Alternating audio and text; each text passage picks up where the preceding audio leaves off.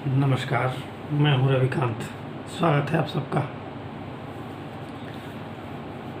25 जून 1975 को आपातकाल लगा पूरे देश में,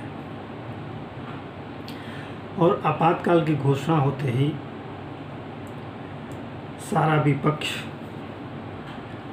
के जो भी बड़े नेता थे वो जेलों में डाल दिए गए।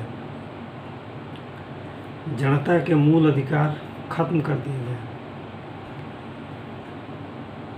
दूरदर्शन, जो एक ही टेलीविज़न चैनल था उस समय, सरकार के नियंत्रण में था। मीडिया हाउसेज जितने थे सभी अखबार और पत्रिकाओं पर बैन लगा दिए गए। उनके बिजली पानी के कनेक्शन काट दिए गए। और उसके बाद जो अत्याचारों का दौर शुरू हुआ, लगभग 20-21 महीने तक ये दौर चलता रहा।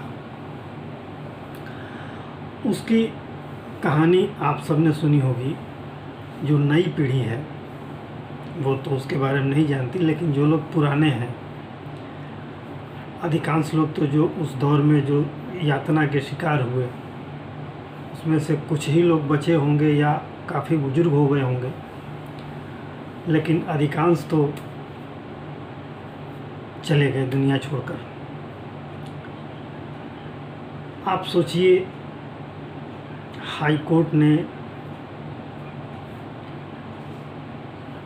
इंदिरा गांधी के चुनाव को रद्द कर दिया और एक तरह से ये कहा कि आप सिर्फ कार्यवाहक प्रधानमंत्री के रूप में काम करेंगे। मामला सुप्रीम कोर्ट में गया। सुप्रीम कोर्ट ने भी उस आदेश पे कोई रोक नहीं लगाया, हाई कोर्ट के, और सुप्रीम कोर्ट ने स्पष्ट किया। सुप्रीम कोर्ट ने भी यही बात कही, आप सामान्य कामकाज कर सकते हैं लेकिन कोई बड़ा फैसला नहीं ले सकती।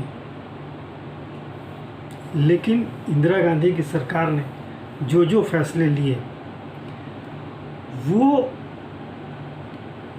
अप्रतिम फैसले थे, जो उनके अधिकार से बाहर थे। उन्होंने संविधान में एक 42वां संशोधन किया। इस 42वें संशोधन को खुद ही मिनी संविधान कहा जाता है।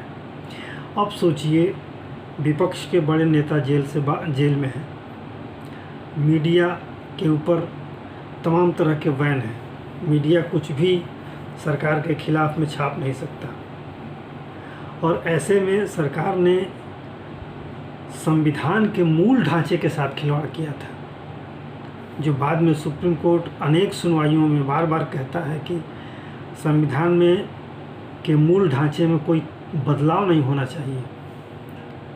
लेकिन इंदिरा जी की सरकार ने अधिकार न होते हुए भी संविधान के मूल ढांचे में बदलाव किया, और उनके एक उत्तराधिकारी हैं जो कि हाथों में और जेब में संविधान लेके घूमते हैं, संविधान की दुहाई देते हैं, कहते हैं संविधान खत्म हो गया है इस देश में, अनावश्यक रूप से दुष्प्रचार करते हैं।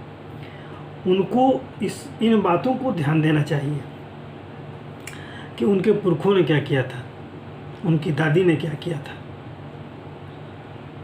संविधान के साथ जो मजाक उस समय हुआ था, हमें नहीं लगता है कि संविधान में कभी ऐसा मजाक हुआ होगा। संविधान की प्रस्तावना को बदल दिया गया। इस पर एक PIL फाइल की गई है। एक मशहूर वकील हैं अश्विनी उपाध्याय जी, उन्होंने PIL फाइल किया है। उनके कथनानुसार PIL का जो प्रियम्बल का जो तिथि है, सन है, वो 1949 है, लेकिन 1976 में जो बदलाव किया गया उसका उसमें उल्लेख नहीं है। और जो समाजवाद और पंथ निरपेक्ष शब्द हमारी प्रस्तावना में जोड़े गए, वो ये दोनों कॉन्सेप्ट ही हमारे भारतीय परिवेश से बाहर के हैं। उनका हमारे सोच, हमारी कल्पनाओं में, हमारी सभ्यताओं में कोई उपयोग नहीं है। हम सर्वधर्म समभाव के पैरोकार हैं। हमारा कहना ये है कि हम सभी धर्मों को समान रूप से मानते हैं, और पंथ की निरपेक्षता, कोई भी व्यक्ति किसी भी पंथ से निरपेक्ष नहीं हो सकता। कम से कम अपने पंथ से तो निरपेक्ष नहीं हो सकता। धर्म सापेक्षता की बात करता है, निरपेक्षता की बात नहीं करता। ये कॉन्सेप्ट ही अवैधानिक है और ऐसे ही सेक्युलर शब्द है। समाजवाद शब्द का भी कोई मतलब नहीं होता है। इस पर हम एक अलग से वीडियो बनाएंगे कि ये शब्द कहाँ से आया। अगर समाजवाद को डिफाइन किया जाए, उसको विस्तार में अगर जाया जाए, तो इसका अर्थ अंततः कुछ नहीं निकलेगा। ये निरर्थक शब्द हैं। समाजवाद और धर्म, पंथ निरपेक्ष, धर्म निरपेक्ष, ये संभव ही नहीं है किसी भी समाज में। जैसे शरीर की 5 उंगलियां बराबर नहीं होती हैं, वैसे समाजवाद भी संभव नहीं हो सकता। वैसे ही पंथ निरपेक्ष या धर्म निरपेक्ष संभव नहीं हो सकता। खैर, ये काफ़ी विषयांतर होगा और ये रास्ते से भटक जाएगा ये वीडियो।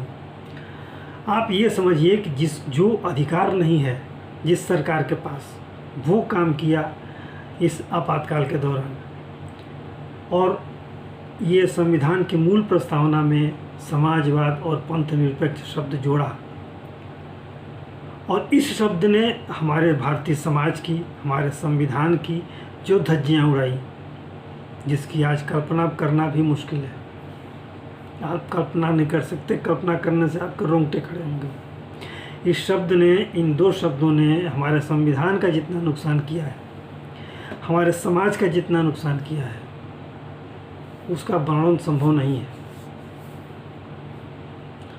काफ़ी दिन लगेंगे इसको समझने और समझाने में, लेकिन आप समझिए इस बात को कि विपक्ष है ही नहीं, मीडिया है ही नहीं, और इतना बड़ा संशोधन हो गया, और जनता को कब पता चला?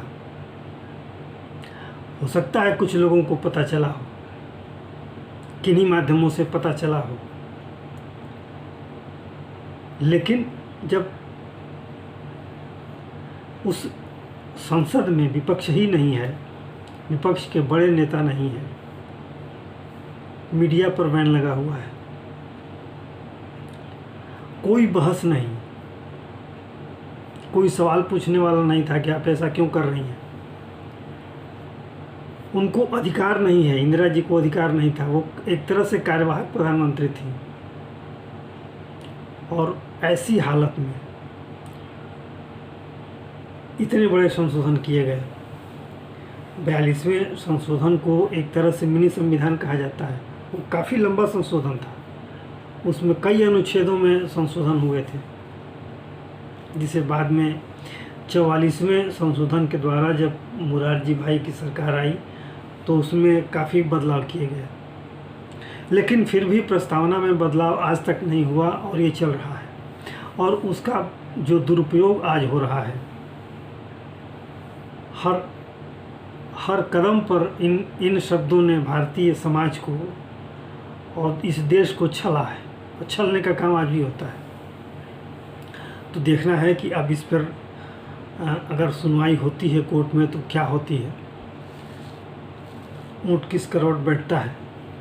इस पर काफ़ी 2014 में भी जब मोदी जी की सरकार सत्ता में आई थी तो एक बार चर्चा हुई थी इस पर कि प्रस्तावना को संशोधित किया जाए। इस पर संविधान सभा में काफ़ी लंबी बहस हुई, कई दिन इस पर बहस हुआ था, और उस समय संविधान के विशेषज्ञों ने, संविधान के मर्मज्ञों ने ये बताया था कि ये दोनों ही कॉन्सेप्ट भारतीय परिवेश से मेल नहीं खाते, इसलिए इनको प्रस्तावना में रखना एक तरह से समाज के साथ अन्याय होगा। ये उचित नहीं है कि प्रस्तावना में सेकुलर और पंथ निरपेक्ष शब्द जोड़ा जाए, लेकिन इंदिरा जी ने ऐसा किया अधिकार न होते हुए भी। और ये दोनों शब्द भारतीय समाज, हमारे संविधान और हमारे देश के साथ छल है। इसका उन जगहों पर इस्तेमाल किया गया जहाँ कोई ज़रूरत नहीं थी। आज जो समाजवाद और पंथ निरपेक्षता की बात की जाती है, पंथ निरपेक्षता के नाम पर लोगों को छला जाता है, और एक वर्ग विशेष को बढ़ावा दिया जाता है। समाजवाद के नाम पर हमारे समूह के साथ घात किया जाता है। खैर, ये सब चर्चा करने का भी विषय नहीं है, लेकिन ये सोचने का विषय है कि जिनको अधिकार नहीं था उन्होंने हमारे संविधान की प्रस्तावना में इतना बड़ा बदलाव कैसे कर दिया। तो अब ये अवसर है कि इस पर विचार किया जाए। क्या संविधान की प्रस्तावना में जो ये दो शब्द समाजवादी और पंथ निरपेक्ष जोड़े गए, उनको हटाने पर विचार हो सकता है? आप जानिए, सरकार जाने। देखना है इस पर क्या कौन से मत सामने आते हैं और इस पर सरकार क्या निर्णय लेती है आने वाले समय में। तो आज के लिए इतना ही। आशा है ये वीडियो आपको अच्छा लगा होगा। आपसे अनुरोध है कि आप इसे लाइक करें, शेयर करें और सब्सक्राइब जरूर करें। धन्यवाद।